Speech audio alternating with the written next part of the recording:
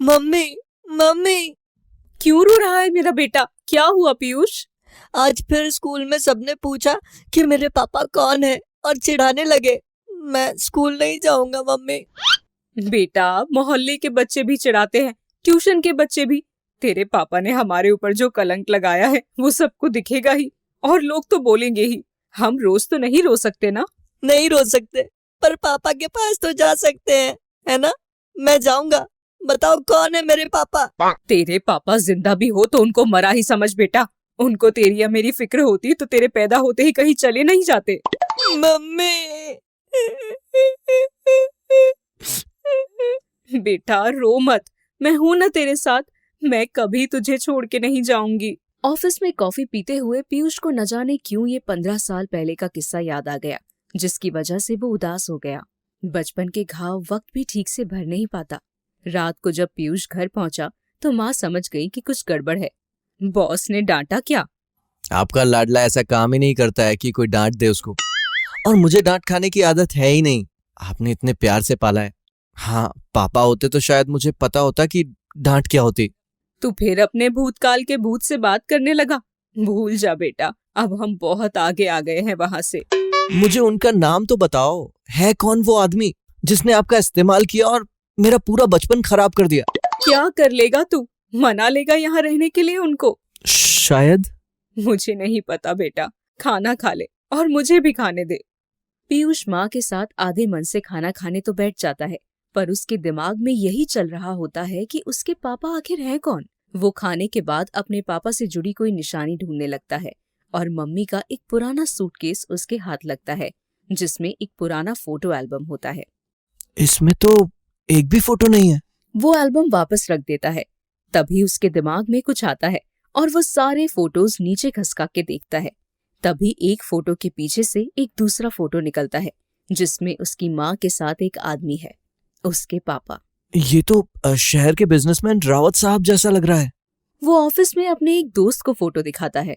हाँ बे, ये तो रावत साहब जैसा ही लग रहा है, पर उसने तो कभी शादी नहीं की। एक नंबर का यश था हमेशा से। शादी क्यों नहीं की? शायद वादा किया हो शादी का और अय्याशी करके चला गया हो। ए डिटेक्टिव गोपीचंद, कुछ भी कहानी मत बना। सोच के तो देख जरा।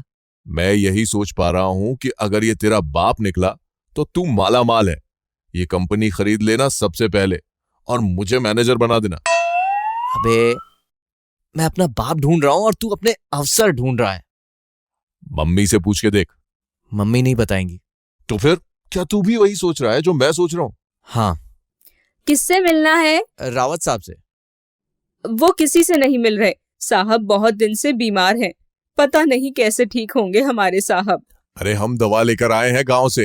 रावत साहब के बहुत एहसान है हम पर। अच्छा, वो ऊपर सो रहे हैं, कमरे में चले जाओ। भगवान करे आपकी दवाई काम कर जाए। पीयूष के दोस्त की चतुराई काम आती है और दोनों रावत साहब के सामने होते हैं, जो बिस्तर पर लेटे हुए हैं। कौन? ये फोटो देखी है पहले? हाँ देखी है। मैं ही हूँ। और ये औरत? मेरी पत्नी हो सकती थी, पर उसी दिन मेरी लॉटरी निकल गई और मैं शहर भाग गया और पैसा बनाने के लिए। उसको प्रेग्नेंट छोड़ के?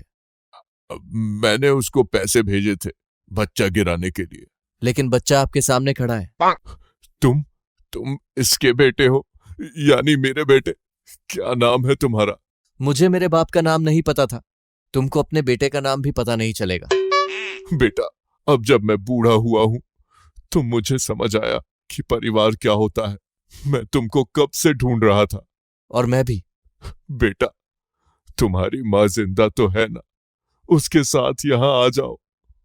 आपने मेरा बचपन खराब कर दिया था, मैं आपका बुढ़ापा खराब करूंगा।